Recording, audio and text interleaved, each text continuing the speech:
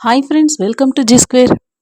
రామ్ చరణ్ గారు, ఎన్టీఆర్ గారు నటించిన పీరియాడిక్ చిత్రం ట్రిపుల్ ఆర్. దర్శక ధీరులు రాజమౌళి గారు తెరకెక్కించిన ఈ చిత్రం బ్లాక్ బస్టర్గా నిలిచింది.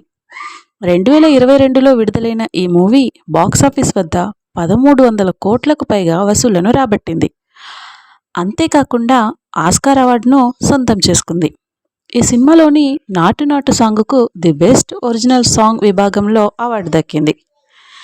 తాజాగా జపాన్లో ఈ మూవీని విడుదల చేశారు. ఈ సందర్భంగా దర్శకుడు రాజమౌళి గారు ట్రిపుల్ ఆర్ గురించి పలు ఆసక్తికర విషయాలను పంచుకున్నారు. ఈ చిత్రంలో ఎన్టీఆర్కు జోడీగా బ్రిటిష్ యువతి జెన్నీ పాత్రలో ఒలివియా మోరిస్ నటించారు.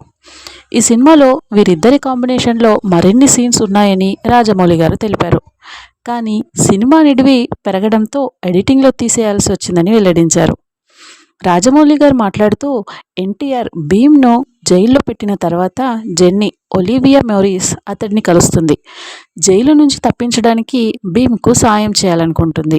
ఆమె అంకుల్ గవర్నర్ స్కాట్ ఆ గదిలోకి రహస్యంగా వెళ్ళి అక్కడ ఉన్న ప్లాన్స్ను దొంగలించి భీమ్కు అందజేస్తుంది. అక్కడి నుంచి వస్తుండగానే స్కాట్ భార్య ఆమెను చూస్తుంది.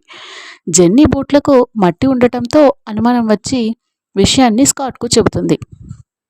ఆ తర్వాత భీమ్ తప్పించుకుంటాడు అని తెలిపారు.